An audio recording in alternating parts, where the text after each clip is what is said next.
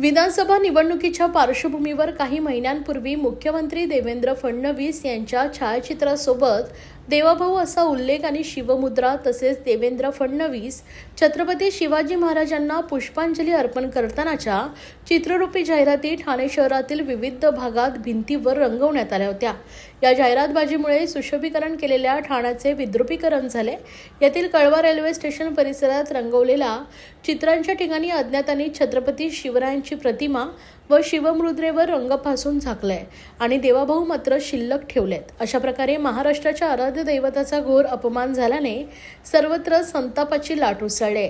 या गंभीर प्रकाराची दखल घेत काँग्रेसचे मुख्य प्रवक्ते राहुल पिंगळे यांच्यासह काँग्रेस पदाधिकारी व शिवप्रेमींनी मोठ्या संख्येने कळवा पोलीस ठाण्यात धडक दिली। यावेळी धार्मिक आणि ऐतिहासिक भावना दुखावणे, समाजात वैमनस्य पसरवणे, कटकारस्थान तसेच बदनामी अशा गंभीर गुन्ह्याप्रकरणी भारतीय न्याय संहिता कलम 295A, 153, 153A, 500, 501, 298, 120B अन्वये गुन्हा नोंदवण्याची औपचारिक मागणी केली। या संदर्भात काँग्रेसने उपस्थित केलेले प्रश्न तितकेच गंभीर आहेत। महापालिकेच्या माध्यमातून शहर सुशोभीकरण केलेल्या भिंतींवर फडणवीस यांनी स्वतः प्रसिद्धीसाठी कोट्यवधी रुपये खर्च करून काढलेल्या भित्तिचित्रांवर नेमकं कोणी रंगकाम केले? या रंगकामासाठी महापालिकेने कोणती परवानगी दिली होती का?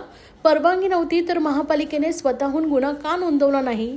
यांसारख्या मुद्द्यांची तत्काळ चौकशी करून दोषींवर कठोर कारवाई करण्याची मागणी करण्यात आली आहे। आम्ही पोलीस स्टेशनला अधिकाऱ्यांची या ठिकाणी भेट घेतलेली आहे आणि मग ठाणे महानगरपालिका प्रशासन असेल किंवा पोलीस आयुक्तालय असेल किंवा इतर यंत्रणा असेल यांनी एकत्रितपणे खरं तर बघितलं पाहिजे की ही चित्र काढायला याला परवानगी कधी देण्यात आली, याला न परवानगी घेता जरी चित्र काढली असतील तर शहर विद्रुपीकरणाचा गुन्हा या ठिकाणी दाखल करण्यात आलेला आहे का?